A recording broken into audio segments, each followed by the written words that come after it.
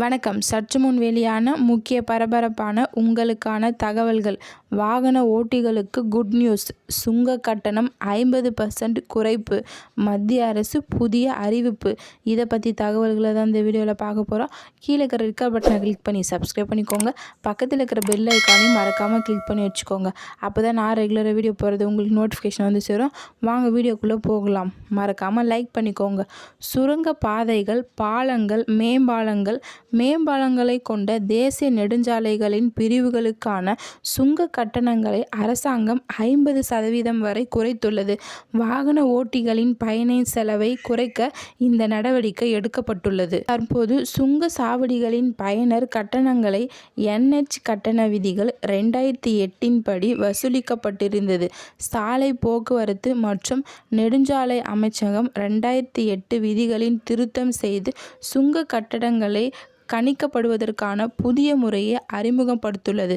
சாலை போக்குவரத்து மற்றும் நெடுஞ்சாலை அமைச்சகம் இதை குறித்து வெளியிட்டுள்ள அறிக்கைகளின் கட்டமைப்பு அல்லது கட்டமைப்புகளுக்கான கொண்ட தேசிய நெடுஞ்சாலைகளின் ஒரு பகுதியை பயன்படுத்துவதற்கான கட்டட விகிதம் கட்டமைப்புகளின் நீளத்தை தவிர்த்து தேசிய நெடுஞ்சாலையின் பிரிவின் நீளத்துடன் கட்டமைப்பு அல்லது கட்டமைப்புகளின் நீளத்தின் 10 மடங்கு அல்லது தேசிய நெடுஞ்சாலைகளின் மொத்த பிரிவின் 5 மடங்கு எது குறைவாக உள்ளதோ அதை சேர்ப்பதன் மூலம் கணிக்கப்படும் என்று தெரிவிக்கப்பட்டுள்ளது. அதாவது கட்டமைப்பு என்பது ஒரு பாலம், சுரங்கப்பாதை அல்லது மேம்பாலம் அல்லது உயர்த்தப்பட்ட நெடுஞ்சாலைகளை குறிக்கிறது. இனி கட்டமைப்புடன் கூடிய நெடுஞ்சாலைக்கான சுங்க கட்டணம் பாதியாக குறையும்.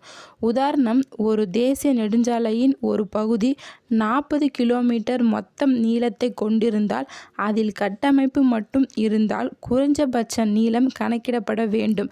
10x40 கட்டமைப்பின் 10 மடங்கு நீளம் 400 கிலோமீட்டர் அல்லது ஒரு தேசிய நெடுஞ்சாலையின் மொத்த பிரிவின் 5 மடங்கு 5x40 எனில் 200 கிலோமீட்டர் வரை இருக்கும்.